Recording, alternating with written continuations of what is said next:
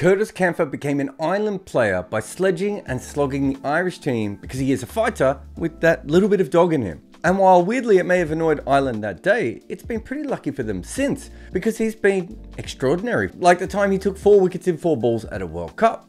Or that other time he got them in the second round of the World Cup by destroying their arch nemesis Scotland. And now he has a Test 100 in Sri Lanka. And all this despite not being technically very good with the bat or the ball. And that is not me saying that, although it is technically me saying that, and I also agree with that. That is what he said to the Irish Times a few years ago. What Campher does better than anyone else is try really hard. If you're old enough to remember, he's a bit like a player called James Hopes, who, to misquote Peter Roebuck, was the kind of player, if you saw him in a park game, you'd think he's good, but that's probably his level. And then if you saw him in grade cricket, you'd think he's decent, but he probably won't go any further. And then if you happen to see him play state cricket, you would think exactly the same. But somehow Hopes would end up playing nearly 100 times for Australia as a consistently sloggy hitter and hard to get away medium pacer. Campher is cut from that same cloth. He looks far more like a club cricketer than anyone at international level. You feel at any moment he's going to be found out, that his medium fast hustling will get hit out of existence, that his batting will eventually fall apart against the top level scrutiny. But so far, that just hasn't happened. He's actually grown at international level. His bowling is clearly his weakest skill, but he tries very hard at it, and there are times when he does take wickets in clusters. He still goes for runs, but as a 5th option, or even a 6th sometimes, he's a well above average talent. Of course, for that to work, he has to also make runs, and he has. Not enough to be anywhere near a specialist position, but enough to moonlight as a number 6 and be a decent option at number 7. With Lorcan Tucker's incredible ascension of recent times, it means that Campher can easily bat at 7 almost any time Ireland need him to. That also unlocks his batting, as he does like to give it a whack. From that position, he doesn't have to make a lot of runs, but he does have to have a big impact, and he certainly does that. And I think impact is the perfect word for him, because as much as he has impressed, Campher is still more of a bits and pieces player. For many teams that wouldn't work, but for Ireland it is probably almost a necessity. But like the best high-performing bits and pieces players, Campher's greatest impact often come at very important times. Like in his first World Cup game where he took 4 wickets in 4 balls. It gifted Ireland a game in and over. And then afterwards he was incredibly realistic to talk about how lucky he was in taking them. This could have been the greatest moment he ever had in cricket. And he was still honest enough to say that there was a lot of luck involved. What isn't talked about as much is what happened later in that tournament against Namibia. Campher took 2 wickets in that game. The only 2 wickets that Ireland took. This was actually more the kind of wickets you expect him to take.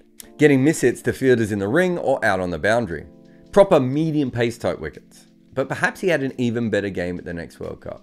Ireland were losing an elimination game to Scotland. They were basically out of the entire tournament at that point. They were chasing 177 and Ireland was 61 for 4 after 10 overs. That's when George Dockrell joined Campher at the wicket.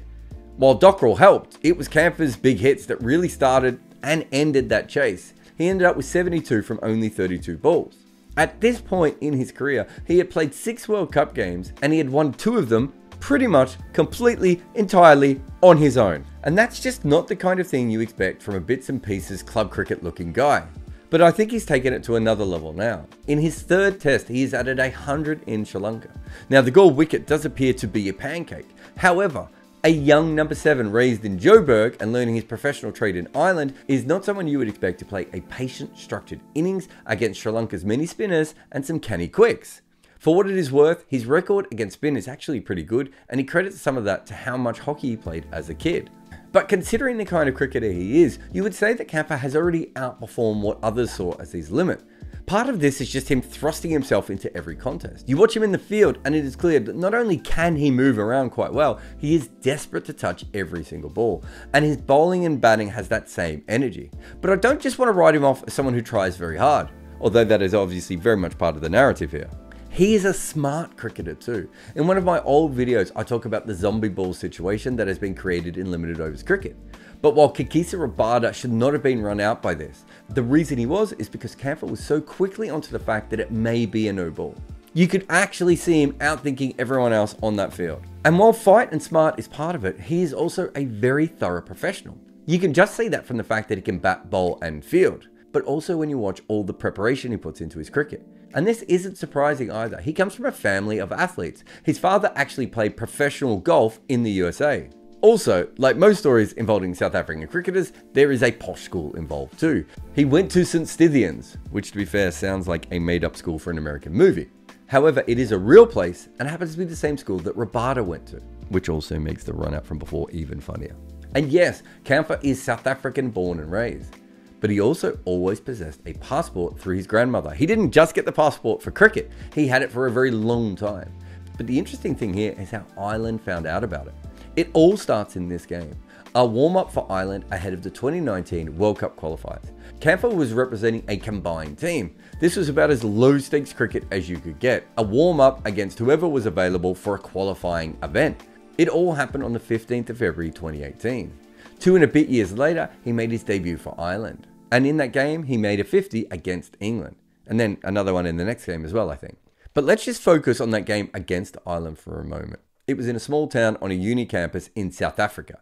But despite that, this game was really important to Ireland, even if no one on that day understood it. That's because when Campher took the wicket of Andy Balbirnie, that was the first time he entered the Irish cricket universe.